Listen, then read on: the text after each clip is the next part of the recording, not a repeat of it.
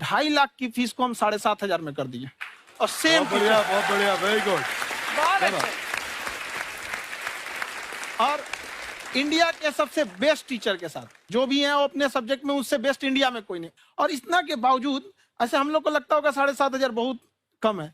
एक लड़की ने कहा कि सर शाम वाले बैच को ना मॉर्निंग में कर दीजिए।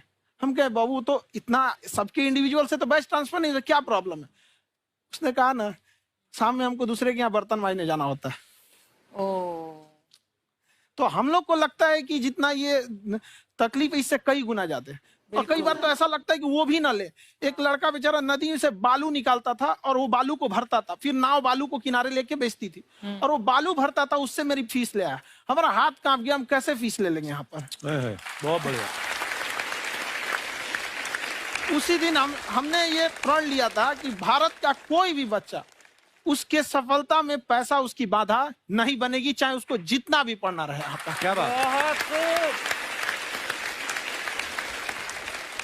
और अर्चना जी, मैं इनके बारे में एक बात, खान सर आपके बारे में मैं एक बात कहना चाहता हूँ। इनका जो स्टार्टअप है ये बूटस्ट्रैप्ड है। अच्छा, मैं साधारण भाषा में बता देता हूँ, ये सेल्फ फंडेड है। इन्होंने अभी तक किसी और से पैसा नहीं लिया है। ये इन्वेस्टर के पैसे से नहीं, इन्होंने खुद इसको बिल्ड किया है। और बल्कि इतना स्ट्रॉन्ग स्टार्टअप है ये कि मैं कहूंगा कि अगर इन्वेस्टर्स को इन्वेस्ट करना हो तो मैं एंडोर्स करता हूँ ऐसे स्टार्टअप्स को। यही सब चीजों को देखते हुए कई लोगों ने धमकी भी दिया था वहां पर। अच्छा। और उसके बाद बम चला दिए और 7-8 बम चला दिए और कुछ ब्लास्ट हुआ। एक बेचारा नया लड़का आया था एडमिशन लेने के लिए, उसकी स्कूटी उड़ा दिया। वो आया था, कहा कि सर हम तो पढ़ने आए थे, हमारा स्कूटी उड़ गया। हमारी ऑफिस उड़ा दिए सब। एक तो पास में आके गिरा और नहीं फटा वो।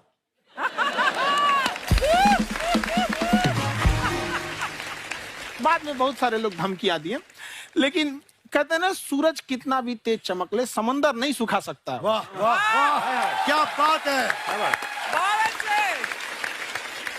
मैम एक्चुअली ये फीस कम करने का एक और रीजन है। 2.5 लाख 3 लाख की जो फीस में सब लोग पढ़ाई अफोर्ड नहीं कर पाते। इसलिए वो कुछ ही लोग अफोर्ड कर पाते हैं, तो उनका मेंटल लेवल तो बहुत ऊपर चला जाता है। लेकिन एक पूरे देश का मेंटल लेवल थोड़ा सा स्टेबल नहीं हो पाता। तो जब फीस कम रहेगी तो हर वो लड़का तैयारी करने के लिए आगे आएगा जिसका सपना है देश के लिए कुछ करने का। सीटें लिमिटेड हैं, उन्हें को मिलेगी, लेकिन जिन्हें नहीं मिलेगी उसे मिलेगा देश का एक जिम्मेदार नागरिक। तो इस देश को बदलना। क्या बात है। हम लोग विश्व गुरु कहे जाते थे, क्यों? क्योंकि दुनिया से लोग हमारे यहाँ पढ़ने आए थे। चाइना से ह्वेनसांग आया, फायान आया, आज कोई नहीं आता है। हम लोग का उद्देश्य एक समय आएगा जो फिर आएंगे यहाँ पढ़ने के लिए। क्या बात है। पर आप देखो अर्चना जी, सबसे ज्यादा IPS IAS बिहार से निकलते हैं। आप देखो पढ़ाई लिखाई में पॉलिटिशियन बहुत बड़े बड़े निकले हैं। तो ऐसा नहीं है, हर जगह ऑप्शन भी नहीं है वहाँ पे, इंडस्ट्री नहीं है, खेती करेगा तो कोई खास वो नहीं रहे। ऑप्शन भी नहीं है, सही बात है। बिहार की मिट्टी में एक चीज है, जिद तो बहुत जबरदस्त है। कुछ भी नहीं रहेगा तो सब कुछ पाने का उसको जिद रहेगा, करके भी दिखा देगा। कर देंगे हम आपको। विवेक सर, आपके बारे में हमने सुना एक बार आप संन्यास लेने चले गए थे। कौन वापस लेके आया आपको? फिर कहाँ तक पहुंच गए थे आप? नहीं, मैं MBA की पढ़ाई के बाद मैं ये सोचा था कि अपना जीवन भगवान की सेवा में समर्पित कर दूं। अच्छा जी। बहुत साल मैं वृंदावन में रहा था और गुरुकुल में रहा था। अच्छा। और वहाँ सेवा करना, बहुत अच्छी शिक्षा मिली। मैं बोलता हूँ मेरी असली MBA वही थी, मोस्ट ब्यूटीफुल एसोसिएशन। वाह। और मैं वहाँ भगवत गीता पढ़ी, जहाँ मुझे गीता से लगाव हुआ। तो मेरे गुरुजी का आदेश था कि आप भगवत गीता को बिजनेस मैनेजमेंट के साथ जोड़ के देश दुनिया में बताओ। मेरे को लगा बड़ा मुश्किल काम है। मैंने बाद में देखा कि डॉक्टर स्टीफन कोवी, जिनकी किताब है 7 habits of highly effective people, आप सबने पढ़ी होगी। उन्होंने बोला मैंने 7 हैबिट भगवत गीता से लिए। और हमारे देश के लोग ऐसे हैं जो मेरी किताब पढ़ते हैं, जो कि 3.5 मिलियन कॉपीज बिक चुकी हैं, और भारत में भगवत गीता नहीं पढ़ते।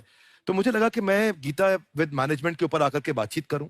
मुझे लगा बहुत कठिन होगा, पर मेरे गुरुजी का आदेश था कि कठिनाई आपको तभी तक दिखेगी जब कठिनाई को देखोगे। तो एक छोटा उन्होंने मुझे बताया, पूछा कि इस कमरे में लाल रंग कितनी जगह है, देखो आप भी एक बार जरा देख के बताओ। 7-8 जगह लाल रंग दिख रहा है यहाँ पे आपको? 1 ये 2, वो लाल रंग टी शर्ट पे 3 4 5, ये लाल हो गया 6, उधर लाल हो गया 7, एप्पल लाल, बिल्कुल ठीक 7। पर जब आप लाल रंग ढूंढ रहे थे तो क्या आपको हरा रंग दिख रहा था? Yes no? नहीं। जब आप लाल रंग ढूंढ रहे थे तो क्या आपको काला रंग दिख रहा था? Yes no? नहीं। नो। जिंदगी भी ऐसी है, जो ढूंढोगे वही मिलेगा, बाकी कुछ नहीं मिलेगा।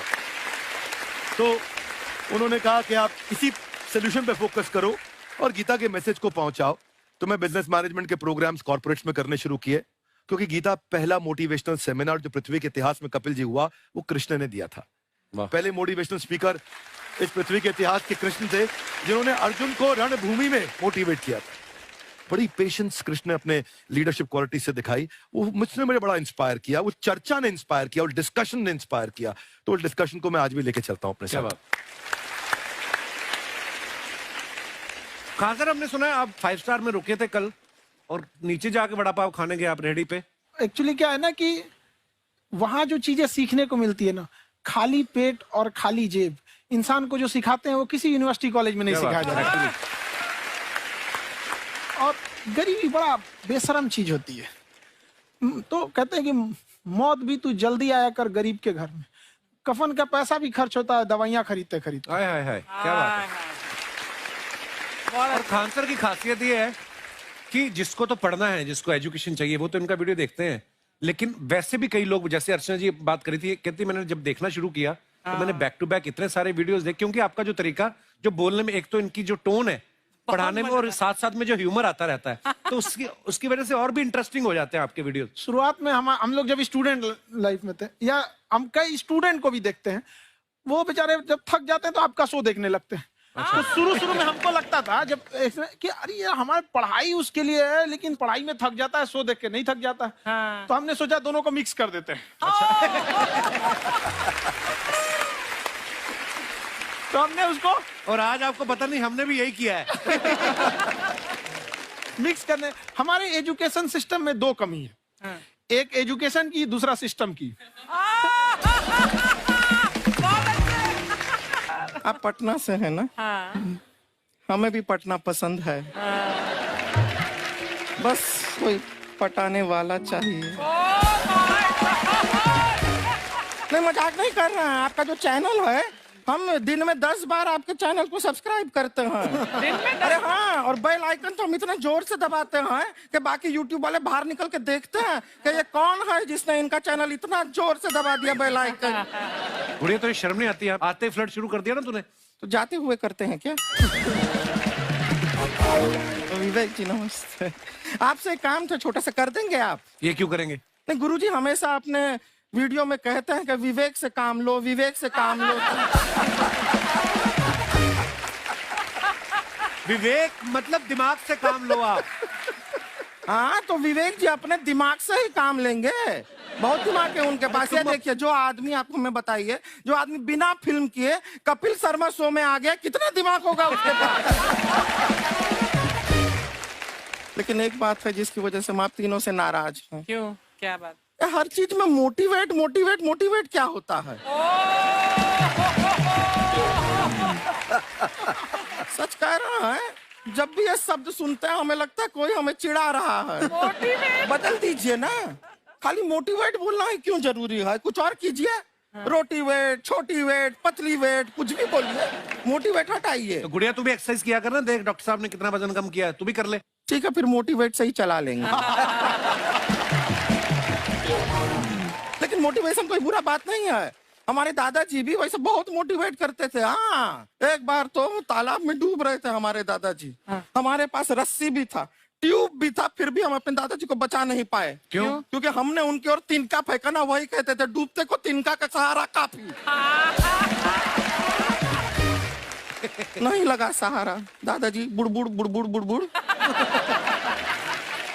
गुड़िया तू क्या करने आई इधर? अरे हाँ, हम क्या करने आए हैं, एक पूछना था सर, खान सर, ये जो हमारा एक चाचा का लड़का है, उसको क्या है, थोड़ा पढ़ाई में प्रॉब्लम हो रहा है। तो 12वीं का पढ़ाई आप उसको अच्छी तरह करवा के 12वीं पास करवा देंगे आप? करवा देंगे, वेरी गुड, बात कर लेते हैं।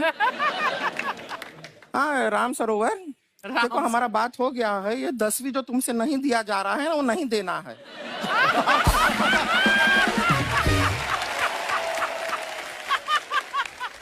टेंशन नहीं है, 10वीं का खान सर से बात हुआ, ये सीधा 12वीं पढ़ा के पास कर देंगे। अरे ऐसे नहीं होता, पहले 10वीं पास करनी पड़ेगी, फिर 12वीं होगी ना। ऐसा कोई जरूरी नहीं है ये सीक्वेंस। हमारे मौसा जी थे, हाँ। उनसे ना 10वीं हुई ना 12वीं हुई। अभी 3 दिन पहले सीधा उनकी 13वीं हुई।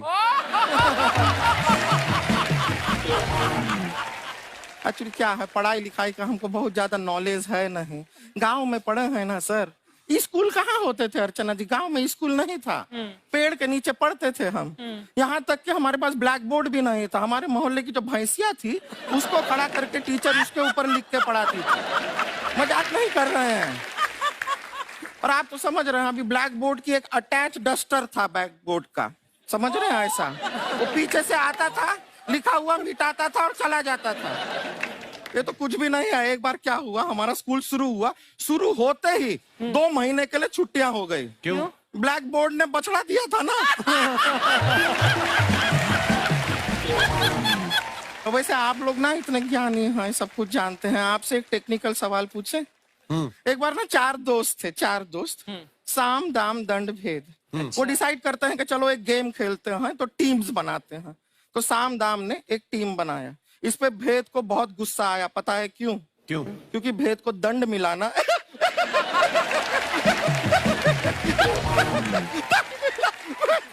ये सिर्फ हंसती नहीं है सर, थोड़ा सा पेट्रोल पिला दो स्टार्ट भी हो जाती है। इतना है कि और भी बता दीजिए, जब हम बीमार होते हैं हम डॉक्टर के पास नहीं मैकेनिक के पास जाते हैं, और डिटेल दे दीजिए। ऐसा कुछ नहीं है सर, ये बोलते हैं खाली।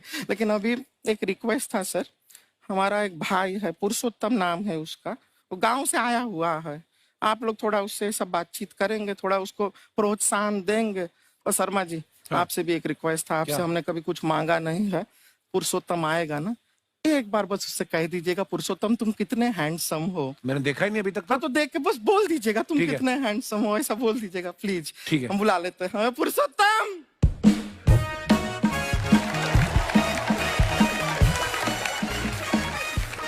ये पुरुषोत्तम है। वाह, तेरा भाई बड़ा हैंडसम है।